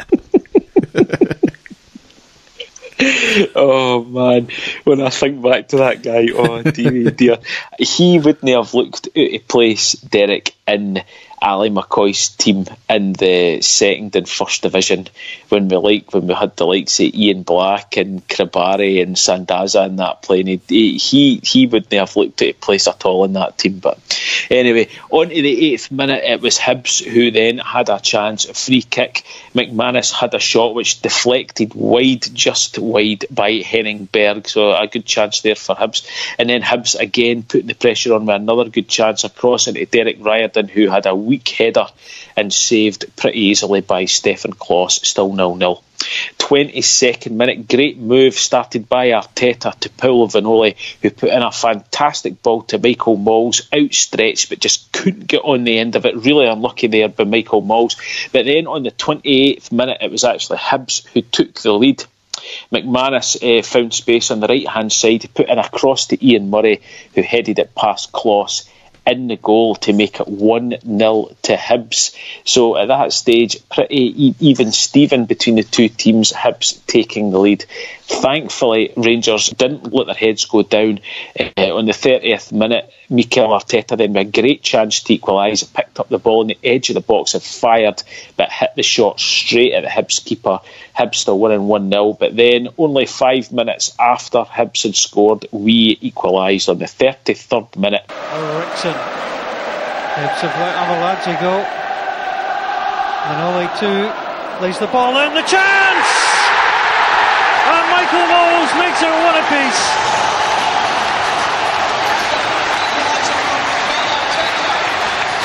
He scored in matches against Kilmarnock, Aberdeen, and now in the third league game of the season, he nets against Hibs. Fernando Ricksen in midfield, a cross ball to Avarladze on the left-hand side.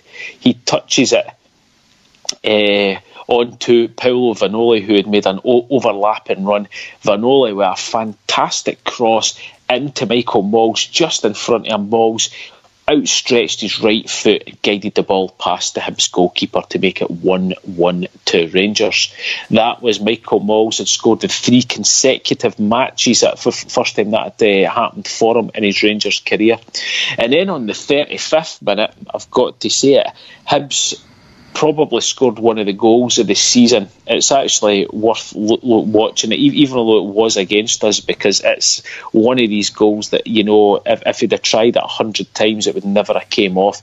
But it was McManus who basically hit the ball on a volley way out on the corner of the box, way out past the corner of the box.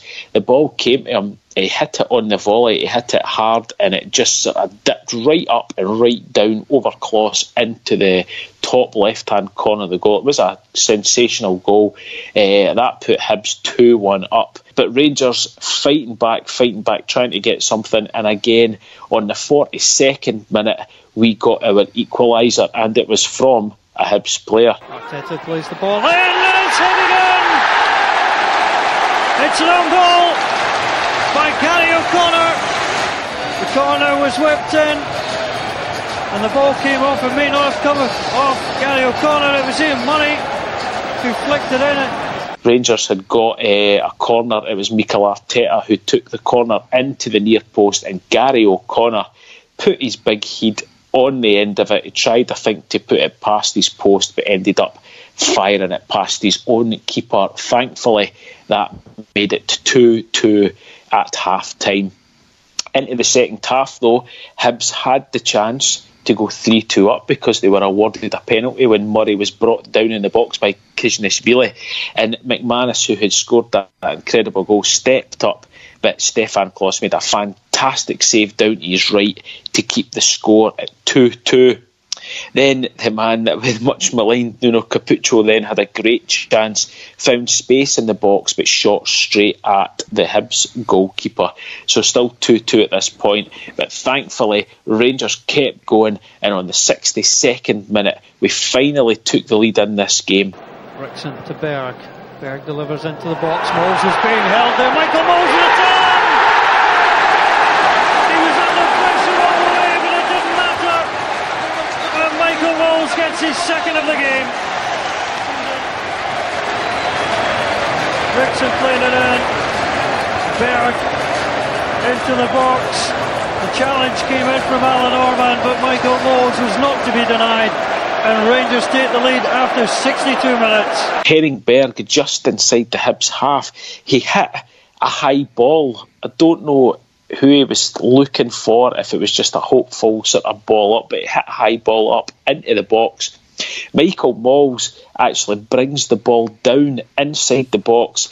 He had the Hibs defender right on his back, but then the trademark Michael Malls 180-degree swivel and shot past the goalkeeper into the net. Superb move by Michael Malls.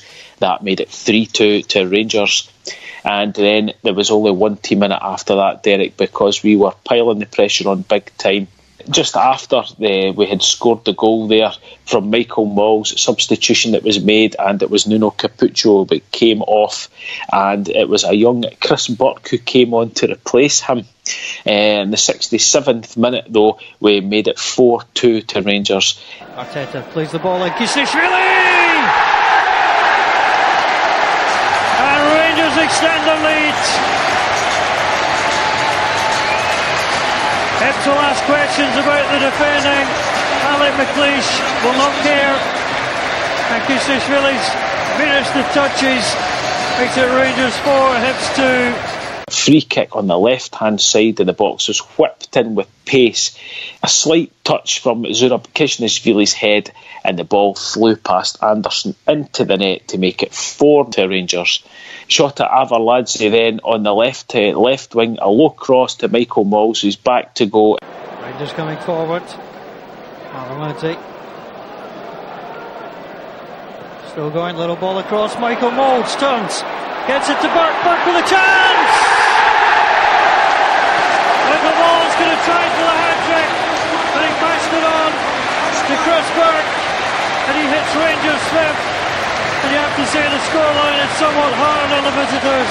It's Rangers 5, Hibs 2. and instead of turning and shooting, he actually sees at the corner of his eye Chris Burke running in. He passes it back for Chris Burke, 1-on-1 with the goalkeeper, flicks it over him to complete the goal scoring for Rangers. Fantastic goal, great unselfish play from Michael Mols, who could have been on for his hat-trick.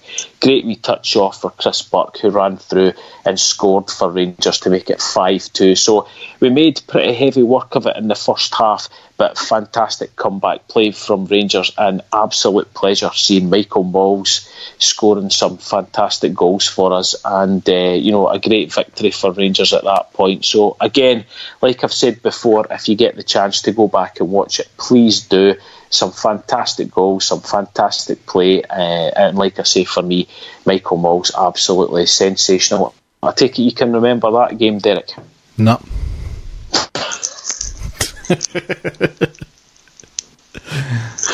Oh, I'm going to give up there, I think. Well, can you remember what day of the week it is, Derek? Sunday. I wish it was. There you go. Yes, another great match there. I watched some of the highlights there. Great to see, and good comeback as well, twice. Yeah, it was. So we'll go now into the news.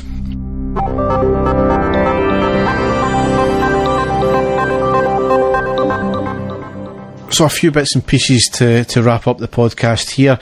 We have signed Brandon Barker on a 3-year deal from Man City. He's aged 22 and an undisclosed fee. So certainly I remember him when he played for Hibs. He certainly gave us a lot of trouble. So it's another left-sided player though, isn't it? So did we need that many? That was quite a strange one there, Derek. I think the fact that we've signed him on a permanent contract is good, because when the news first broke, everybody said that we were getting him on loan from Man City. But signing him on a permanent contract, fantastic. I believe it's the connection there, the Mark Allen connection. From his previous role. He knew all about him, knew how good a player he was. So I mean, that's good for us as well. But as you said, Derek, another left-sided winger with Candace going. I thought he would have maybe tried to get someone else for the right-hand side as well, but we'll just have to wait and see. I've got a feeling that he'll get a run out in the cup game at the weekend, Derek, so we'll be able to have a better look at him then. I honestly can't remember much about him at Hibs. I remember he played against us, but I really can't remember much more about him there. But he's been playing down in the Championship in England, which is a very good standard. So again, we'll just have to wait and see what happens with him, Derek. I can't say I've got high expectations, but that's a good thing to have, because it lets us have a completely blank canvas with these guys, doesn't it? I remember him being very, very quick as a player. He's rapid, actually, so that could serve us well in certain games as well. So next one here is Glenn Middleton signs a season-long loan with Hibs. He was meant to, I think it was Doncaster he was meant to go to, and which fell through. And then it was NEC Breda. And then that's obviously not transpired. So bit of a mixed feeling about this one. It's good that he's getting some game. He'll likely get game time, certainly. He will do damage to other teams, which will help us out, but it's Hibs, so I know I'm trying to see past that, Derek, and I'm trying to see. I would prefer our young talented players playing at the highest level in whatever country that they're playing at. So for a guy like Glenn Middleton, we all know how good a player he is, and I'm glad that he's playing in the Premier League.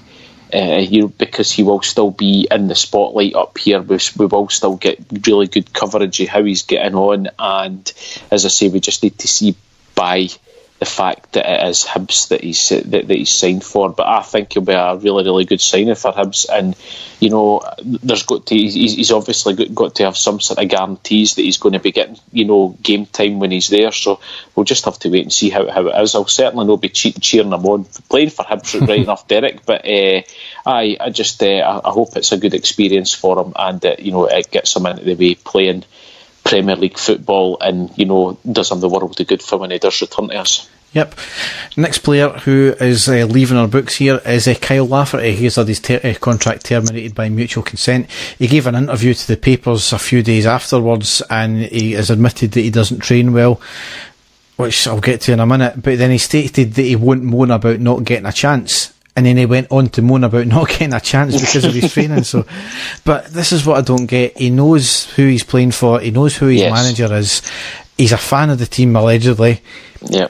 He knows he doesn't train well, so he knows he should be working towards that. That's how a lot of managers pick how they're going to line up, who they're going to pick for their team.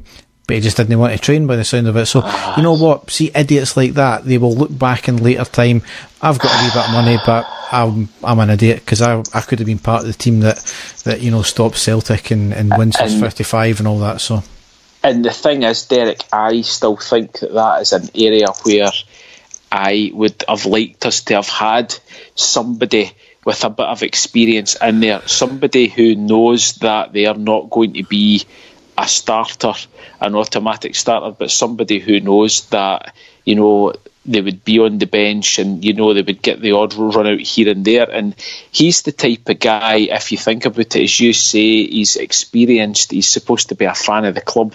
He's a completely different striker to the other two folk that we've got. If Kyle Lafferty had screwed the head, done well at training, he would still be there, Derek. Yeah. But as you say, he's not done it. He's obviously been very lazy, and he's obviously no bothered about going. He said his contract terminated, and it is for the likes of me and you, Derek, we would have been busting our guts at training every day, and the likes of somebody, if he'd had the same mindset as Andy Halliday, Derek, he would still be there and he would still be a part of the squad, but it's not to be. No, so fuck him. Andrew Dallas has left us, and I think his deal had ran out anyway, but they decided not to renew it, but he's gone to Cambridge. I think that was a couple of days after he left, so good luck to him there. Yep. Mm-hmm. He'll not be able to referee our games anymore either, so it's unfortunate. Aye, very good. Next one here is as part of the Anyone campaign that we have just kicked off. Justice Minister Humza Yousaf was invited along to Ibrox to promote it to the Scottish Government. Drew the ire of some of our fans, saying, what are we inviting that arsehole here? I think the club have played a blinder there, Derek. Yeah, so they are, because ultimately you've got to get the government on our side, and ultimately as well, when the inevitable happens, when they try and turn round and claim that we've not been proactive in doing anything, well, we can just say, your own Justice Minister was here. What the fuck you got to say about that? So no, I think the club have played an absolute blinder there, Derek. As soon as I saw it, I thought that's a great move by the club. Shown initiative, it's shown, the government, it's shown, the people who, I'm not saying the people who matter, but the people who are in the public eye for dealing with these things. It shows that we are being proactive, and I think the club should be applauded for that, actually. Yeah, and it's kind of like it's over to you now, Celtic. Yes. You're now, we've got out there first with any campaigns that we're going to do. So it's almost like, well, they're only doing it because we're doing it now, which, puts them in a bad light. But then it also forces Celtic to do something about their issue. And if they don't, then, we can turn that round and use that as evidence against them if it ever comes to that. So we'll see how that goes. Next fanny we've got to talk about here is Roger Mitchell. He had a 17-tweet rant about Rangers finances and how we're going bust again. That was obviously on the back of the Sports Direct ruling. Really, no facts whatsoever, no basis of his any claims whatsoever. He was just ranting and raving about something. And you know what? I don't know where he gets the balls to make any comment on any Scottish football team, given that the Scottish football's never actually recovered from the fuck up he made of the TV deal. Yes, exactly. Who is he? Was he writing for a newspaper, Derek, or was it just his own personal Twitter feed that he was having the rant on? It was his own personal Twitter feed, and I think he does some sort of podcast as well, which he was trying to promote. But nobody gives a fuck about Roger Mitchell, and so that's why if you ever look at our Twitter and he's again pontificating about us, I'll always put a tweet out to him: "Are you fucking sorted the deal yet? Your TV deal yet?" Because absolute twats like that should not be given the time of day for the fact that he fucked the whole Scottish football over with that deal. So The less said about him, the better. Yes. Next thing is a Sports Direct face a £605 million tax bill from the Belgian authorities. All stems from them buying House of Fraser. They still, after this news broke, went on to spend £12 million odd buying clothing retailer Jack Willis. I just don't know where to start with this fucking group. Really. They are just the most odious pieces of shit you'll ever see in your life. That's right from the top right to the bottom. I don't have anything against the workers. They're just trying to, earn a living. But the way they're run, the way everything they deal with things, I mean, quite clearly they're going through a lot of shit now. They're trying to buy up a failing retail sector. They buy Game, they've bought Jack Willis, they've bought all these dodgy fucking retailers that have went to the wall. And they're trying to fight, vindictive vendettas against both us, obviously, and now Newcastle. They're just holding Newcastle to ransom. What are they playing at? They are just, obviously, Mike Ashley especially, odious creatures. They're just there to suck the life out of things, Derek, really, aren't they? That's it. That's all they are. They've got they are there to basically run companies into the ground, make as much money as they can, with absolute, disregard to anybody that's got anything to do with them. It's they are an absolutely horrible organisation, and it just seems to go on and on and on, doesn't it? It's like it just at any time that those two words pop up, Sports Direct, you just know that you're going to have a bad taste in your mouth, aren't you? And anytime you hear on social media, on the news, anything, you can just tell that there's going to be bad news for somebody, whether it's us or another company, or, as you say, Newcastle as well. They're just an absolutely horrible organisation altogether, aren't they? Yep. So we'll see how that goes. I mean, I would like to think that would have some bearing on any issue they've got with us, but probably not, because he's a fat piece of shit. So it's just that it's relentless, Derek. It is relentless. But again, we say it almost, at least every few pods. It's one of these things. It just doesn't seem to go away, does it? No. So, till the next podcast, we'll probably be talking about something else about them. Next thing, Rangers are looking to increase the capacity of Ibrox. They're looking to put it to around 55,000. So they've said that it's not going to be anything major. There's going to be no new tiers or anything like that, but they're looking for something in the Copeland and the Broomland stands. So there's feasibility studies going on just now. So I know there's been a lot of clamour for fans to, let's increase the capacity and let's just add tiers, let's demolish 3 stands, all that kind of thing. That's not going to happen. I mean, ultimately, as Stuart Robertson said, that it has to be financially feasible and actually physically feasible to do it for the pitch. So things like lowering pitches and filling in a wee bit of sides and things like that. So we'll see what happens with it. Yes, there is the demand, but you've got to offset that with, yes, there's going to be probably a big outlay for doing something. How long is it going to take for us to make our money back on that, and then obviously start making money on it? So we'll see how that goes. It's not going to be this season, likely not be even for the start of next season, I can imagine. So will safe standing have any impact on that? Potentially you might get an extra few hundred if you do a wee section. So we'll see how that goes anyway. Did they give any indication as to what the plans were, Derek? Not outset. They said it'll not be new tiers or anything like that. But the only way I can see it is it's going to be like kind of lowering pitches and things like that. I know we've lowered the pitch at Ibrox once already. When we put the club deck on, I think it was, and there was a few other things that they could do, filling inside or whatever. So we'll see. They've not said, outright. Obviously, with feasibility studies going on just now, they'll be, looking into every option that can be done. So yeah. Oh well, we'll just have to wait and see what comes of that. Yep. And another new development, obviously, is the new stand at the Hummel Training Centre is now complete. So, which is good to see. Again, it was the money used from the Rangers fans fighting fund to fight court cases was used for it, which I think we could have probably used in court with all the court cases now. But certainly, it's improvements to Rangers, training ground as well, which can only be a benefit as well. So. Yep, definitely. Next piece of improvement to our ground is the players' lounge within Ibrox is also complete. It actually looks stunning from the pictures they've put out of it as well. Just a place for players to chill out and eat before the game as well. So bringing Ibrox, into a wee bit more modern era without affecting the history of the place, which is great. But interesting to see if they add that to the tour as well. Yeah, aye. We'll wait and see. Hopefully we'll get another tour soon, Derek. Yeah, hopefully.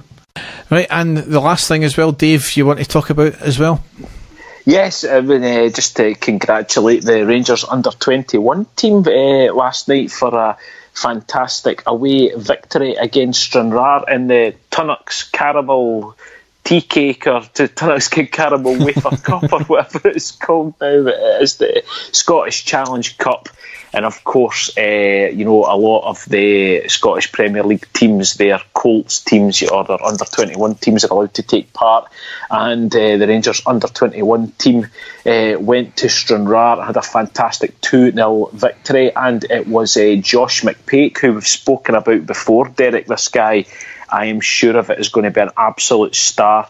He scored the first goal in the 58th minute, and then another former first team player, Jamie Burr-Jonas, he scored the second goal in the 82nd minute. So they are through.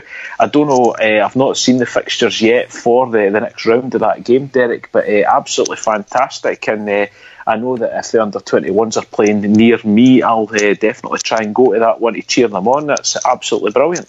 Yes, absolutely. Only a good thing, and hopefully it puts two fingers up to the SFA for not putting an actual Colts team in the actual main leagues as well. Exactly.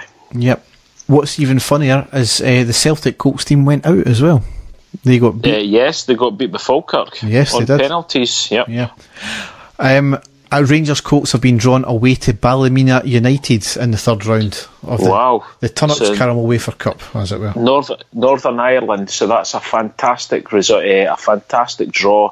Ballymena, big Rangers area as well, Derek, in Northern Ireland, so that'll be an absolute party atmosphere over there. I'm sure that'll be an absolute, a full house as well, so that's brilliant. Superb game, that one. That'll be a great one for all the locals to go to as well. Yep. So, superb. So, woman cuts cheating ex's penis and testicles off and flushed them down the toilet. A woman out for revenge took the decision to chop her cheating ex's penis and testicles before dousing them in acid and flushing them down the toilet. Okay. The incident took place in Taiwan, where police said the 58-year-old Miss Lee attacked the man as revenge for him cheating on her when they were married. After learning about his unfaithful actions, the 58-year-old reportedly used a pair of sharp scissors to cut his genitals off, leaving him with just 1 centimetre of flesh. As big as that? As big as that. According to police, during the attack, Miss Lee told her ex, "If I can't have it, no one else can." She then allegedly ingested some sleeping tablets in the hopes of killing herself. Alright. Authorities in Taiwan said that they received a call from the 56-year-old man around 8:50 p.m. local time. At this point, she had already carried out the initial act of violence, and he feared that she would try and carry out some more. The man had apparently locked himself in the bathroom for safety. But you said that she doused it in acid as well? Yes. What a fucking nutter. Nail luck. Nae cock. Oh, dear. Again. Unfortunately, the urology department said they would not have been able to reattach the man's genitals even if they had been found. Imagine that getting washed up on a beach somewhere. Oh, dear. Again, Derek, your sources. My sources. Exactly. I will not reveal them. No. I didn't want you to reveal your sources. Or, evidently, my genitals around that woman. No, I didn't want you to expose your genitals to anybody, Derek. No. Definitely not. Don't know where to go with that one. No. Move on. Yes.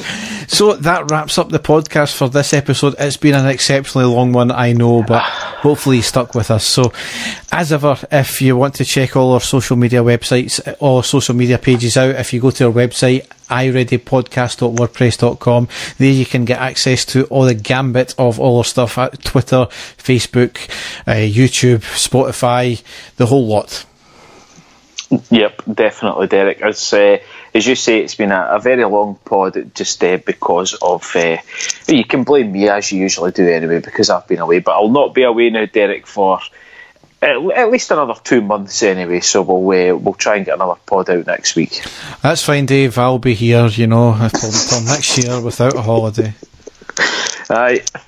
My heart bleeds, so it does. Yes. So, thanks for listening and goodbye. Take care, folks. Goodbye. And the stadium erupts in red, white and blue. You've never seen anything like it. Let's go.